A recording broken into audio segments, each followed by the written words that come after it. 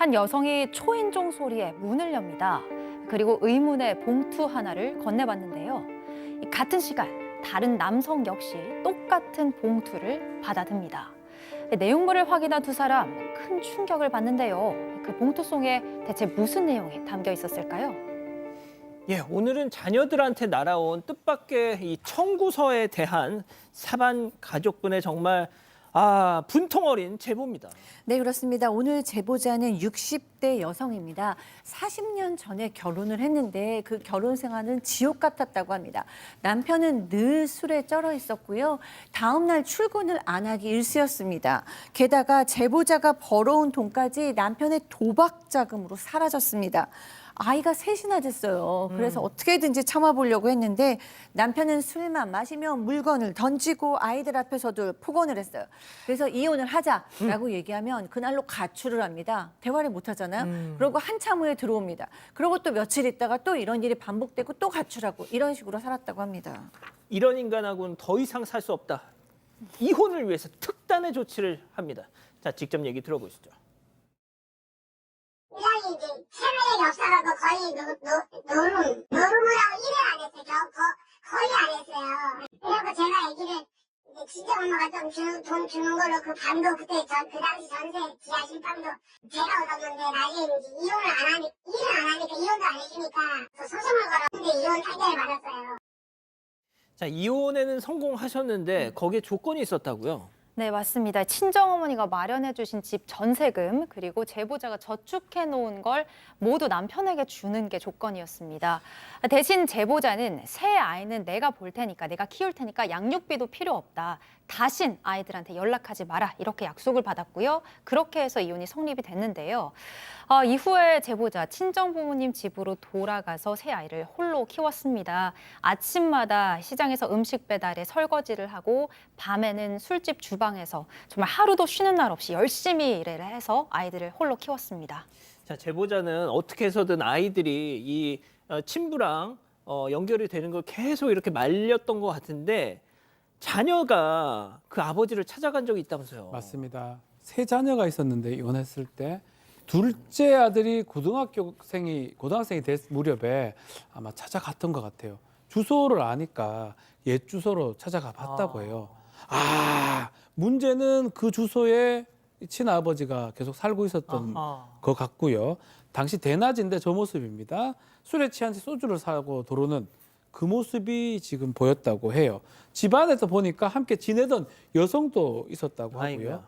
아마 아들도 큰 충격을 받고 그 이후로 재혼당한 그 어머니를 상당히 감사함을 느끼고 효도를 했다고 합니다.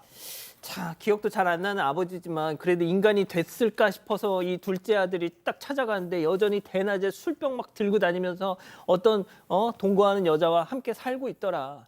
자, 그런데 제보자 역시 자녀들한테 말하지 못한 무슨 사정이 있었다고요? 그렇습니다.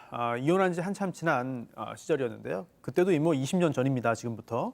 전 남편의 모친, 그러니까 전 시어머니가 찾아온 적이 있었어요. 찾아와서는 내가 몸도 안 좋고 아들도 연락이 안 된다면서 집에서 쫓겨났다. 아들 도박비 때문에. 그러면서 좀 도와달라고 한 겁니다. 제보자에게.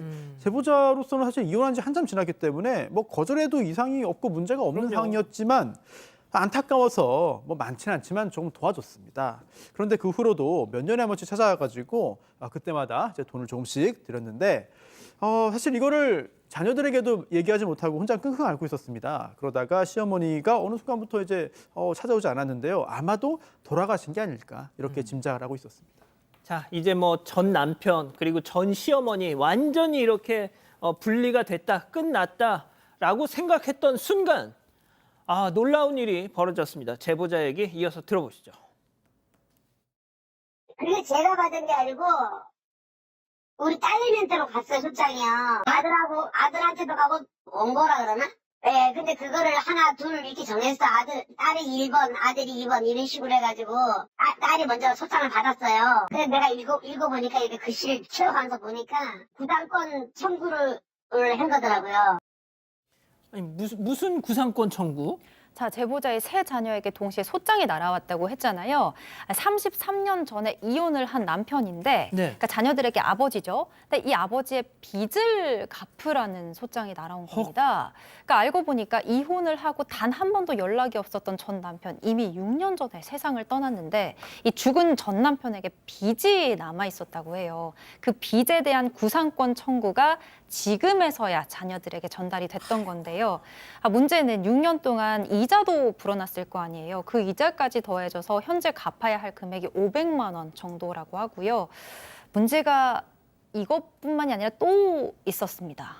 또 무슨 일이요? 자, 일단 그 사건은 왜 일어났냐면 전 남편이 생전에 지인한테 자신의 자동차를 빌려줬는데 그 자동차가 아마 사고가 났던 것 같습니다. 명의가 전 남편이다 보니까 전 남편이 이제 손해배상 책임을 좀 져야 될 상황이었고 또 그리고 이 갚지를 못하고 6년 전에 사망을 하다 보니까 직계 비속인 자녀들한테 이제 온 건데 전체 금액이 500 정도면 뭐 충분히 갚을 수는 있어요. 예. 근데 문제가 이거 말고도 여기저기 빚을 아, 갚으라고 또 어디서 뭐가 독촉이 튀어나올지 들어온다 모르니까. 그러면 이거는 정말 큰일 나는 거 아니냐 이래서 너무 불안하다고 합니다. 아, 그렇죠. 당장 이번에 온 500만 원이야 뭐 어떻게든 할 수 있을 수도 있지만 이걸 시작으로 또 어디서 뭐가 튀어나올지 모르니까요.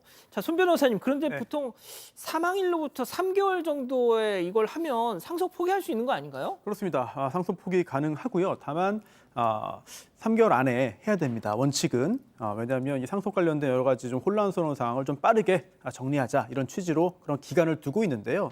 그런데 언제나 그게 다 무조건 적용되는 건 아니에요. 왜냐하면 지금 이 사안처럼 이제 사망 사실 자체를 알지 못했잖아요. 그런 경우에는 그 안때로부터 또 하면 되기 때문에 이제 특별한 그런 그 기간이 있습니다. 다만 그 전에 몰랐다, 이제 알게 된 거다라는 부분에 대해서는 소명이 필요하겠죠. 그렇군요. 아, 근데 이 교수님, 이런 일들이 너무 많아, 진짜. 네, 정말 이 어머니께서 너무 훌륭하시고 존경스러운 분인 것 같아요. 혼자서 새 아이를 시장 일을 하면서 식당 일을 하면서 너무 정말 건강하게 잘 키워내시고 심지어 시어머니까지 나중에 이혼하는 후에도 이렇게 돌봐드렸잖아요. 그런데 다행히도 지금 변호사님이 얘기하신 것처럼 얼마든지 상속 안 하고 벗어나실 수 있는 것 같으니까요. 다시는 이런 일 당하시지 않고 이제 과거로부터 완전히 벗어나셔서 건강하고 평화로운 시간 보내셨으면 좋겠고요. 이런 일로 억울하게 이렇게 힘든 일 당하시는 분들도 없으셨으면 좋겠습니다. 자, 박 변호사님 예. 다시 한번 정리해 주시죠. 그러니까 사망일로부터 3개월 이내에 상속 포기를 하면 이 빚 안 물려받아도 된다. 네, 원래는 이제 원칙적으로 그렇지만 예외적인 부분이 있습니다. 과실 없이 중대한 과실 없이 그 사실을 몰랐는데 알게 된 날로부터 석 달입니다. 그러니까 지금부터 석 달 안에 다시 상속 포기 가능하니까요. 그 이전에 뭐 별 문제가 없었다 그러면 지금이라도 상속 포기하는데 저는 뭐 좀 추가로 상속재산 조회를 해볼 수가 있습니다. 직계 비속이기 때문에 해서 확인한 다음에 포기를 하셔도 될 것 같습니다. 뭐 크게 우리 두 변호사님들 말씀 들어보니까 걱정 안 하셔도 될 것 같네요. 사건 너머에 감춰진 진실을 끝까지 추적합니다. 진실추적자 사건반장, 지금 구독하고 함께해 주세요.